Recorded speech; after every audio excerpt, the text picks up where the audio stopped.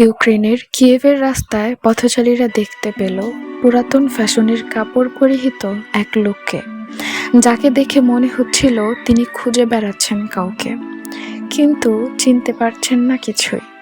লোকটির নাম সার্গেই পনমারেনকো। 2006 সালের 23 এপ্রিল কিয়েভের রাস্তায় প্রায় 30 বছর বয়সী এক ব্যক্তি পুরনো ধাঁচের পোশাক ও একটি অ্যান্টিক ক্যামেরা নিয়ে ঘোরাফেরা করছিলেন। তিনি পুলিশকে জানান তার নাম সার্গেই পরেনমাস্কো এবং তিনি 1958 সালের বাসিন্দা।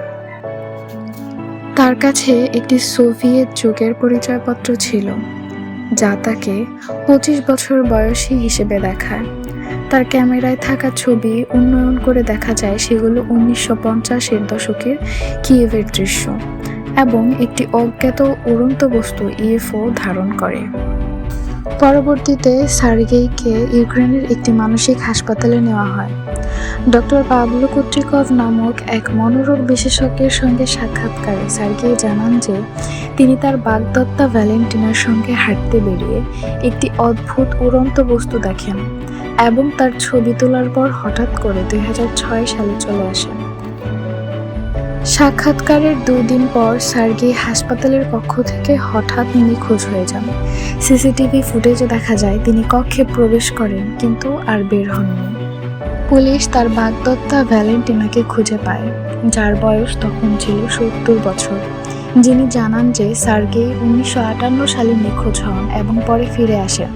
তিনি আরও জানান সার্গেই 1970 সালে আবার নিখোঁজ হন এবং তার কাছ থেকে একটি ছবি পান, যেখানে সার্গেই 2050 সালের কিয়েভে দাঁড়িয়ে আছে।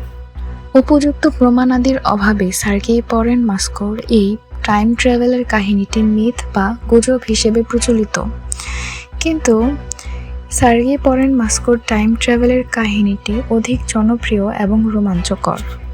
সার্গেইয়ের কাছে থাকা অ্যান্টিক ক্যামেরাটির নাম ছিল ইয়াশিমা ফ্লেক্স, যা তখনকার সময় ব্যবহৃত হতো না। তার হাতে থাকা ক্যামেরায় তৎকালীন সময়কারে ইউক্রেনের বিভিন্ন রাস্তা, দালান এবং তার বাগদত্তা ভ্যালেন্টিনার সাথে কিছু ছবি পাওয়া যায়। তার এই রহস্য কখনো সমাধান করা যায়নি। সার্গেইয়ের ঘটনা সম্পর্কে আপনাদের কোনো ব্যক্তিগত মতামত থাকলে কমেন্ট বক্সে জানান এবং সাবস্ক্রাইব করে পাশে থাকুন। ধন্যবাদ।